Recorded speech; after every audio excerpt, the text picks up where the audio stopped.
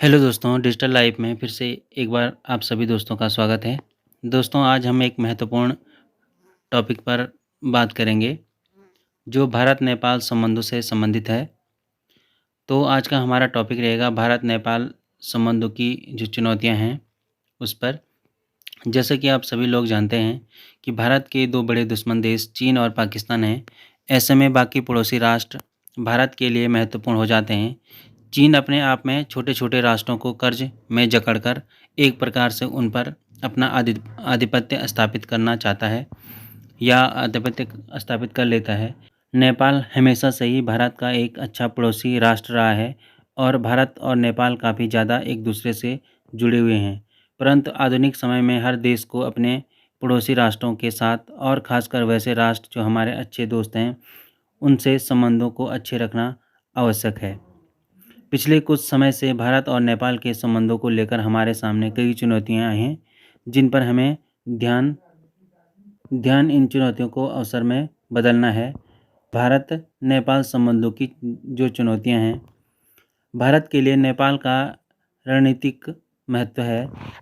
दोनों देशों के बीच द्विपक्षीय संबंध भी बहुत मजबूत रहे हैं। मुक्त सीमाओं और नेपाली नागरिकों को भारत में रहने और काम करने की अनुमति देने से व्यापार और आर्थिक संबंध दृढ़ रहे हैं। हाल के कुछ वर्षों में कुछ गलतफहमियों और संदेहों के चलते कुछ चुनौतियों संबंधों में आई हैं। सबसे पहले तो नेपाल में वर्तमान में बनी साम्यवादी सरकार चीन का समर्थन करती है। एक धारणा है कि भारत केवल कुछ नेपाली राजनेताओं और दलों का समर्थन करता है। इसमें नेपाल के मधेसी आंदोलन को भी जोड़ा जाता है। नेपाल में चीन के बढ़ते दखल भी एक कारण है। इससे निपटने के लिए भारत को चाहिए कि वह नेपाल के सभी राजनीतिक दलों से अपने विश्वास और हितों के संबंध में मजबूती दिखाए। नेपाल की भौगोलिक स्थिति ऐसी है कि उसे बुनियादी ढांचों में निवेश के लिए चीन और भारत दोनों देशों से भी मदद लेनी पड़ती है। भारत के लिए कुछ चुनौती है कि वह चीन की तुलना में अपनी परियोजनाओं की श्रेष्ठता प्रमाणित करे। भारत की कई परियोजनाओं को स्थानीय पर्यावरण आपत्तियों, लागत में वृद्धि और स्थानीय ठेकेदारों के ढीलेपन से हुई देरी के कारण अस्वीकृत किया जा चुका है। भारत को इन संबंधों को ठीक करने के लिए आगे आना चाहिए। भारत को चाहिए कि वह काला पानी जैसे विवादों को टालने का प्रयत्न करे और नेपाल में अपनी राजनीतिक सामंजस्य को बनाकर चलता रहे। आखिर भारत और नेपाल के बीच संबंध खराब क्यों हो गए थे? वर्तमान में भारत और नेपाल संबंधों में अनेक समस्याएं विद्यमान हैं, जिसमें से कुछ प्रमुख समस्याएं इस प्रकार से हैं, जिन्होंने भारत नेपाल संबंधों को काफ़ी हद तक कमज़ोर कर दिया था। 2015 में भारत और नेपाल के संबंधों में दरार आ गई, जब भारत को पहली बार नेपाल में संविधान के मसौदे में हस्तक्षेप के लिए दोषी ठहराया गया। मगेशियों के मुद्दे में अनौपचारिक नोटबंदी के लिए भारत को दोषी ठहराया गया था। इससे देश के खिलाफ व्यापक आक्रोश पैदा हुआ और भारत नेपाल संबंधों में भारी गिरावट आई।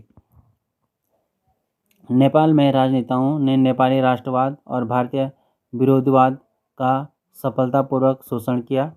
भारत नेपाल संबंधों में एक और बाधा काला पानी सीमा विवाद से हुई है।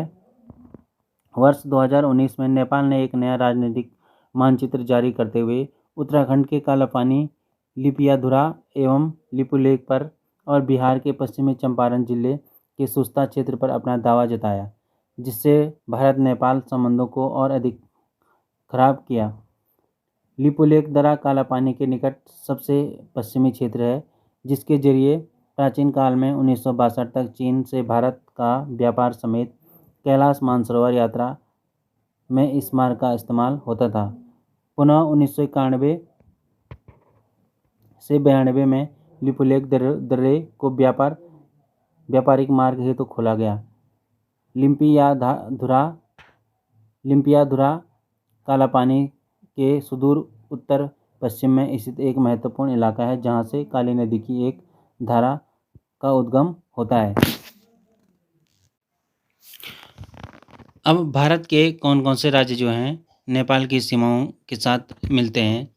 नेपाल भारतीय राज्यों के साथ 1850 किलोमीटर से अधिक की सीमा साझा करता है। नेपाल जिन भारतीय राज्यों के साथ सीमा साझा करता है, नेपाल 5 राज्यों के लिए भारत के साथ अपनी सीमाओं को साझा करता है, जिसमें सिक्किम, पश्चिम बंगाल, बिहार, उत्तर प्रदेश और उत्तराखंड शामिल हैं। नेपाल की चीन के साथ बढ़ती नज़दीकियों के कारण नेपाल की चीन के साथ बढ़ती नज़दीकियों के पीछे कई अहम कारण माने जाते हैं, जिनमें से कुछ महत्वपूर्ण हैं।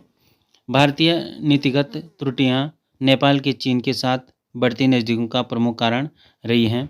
भारत नेपाल खुली सीमा हमेशा विवाद का एक महत्वपूर्ण क्षेत्र रहा, जिससे लोगों में अविश्वास की भावना उत्पन्न हुई। नेपाल ने खुद को भारत पर बहुत अधिक निर्भर पाया। निर्यात बढ़ाने के लिए तुलनात्मक लाभ प्राप्त नहीं किया।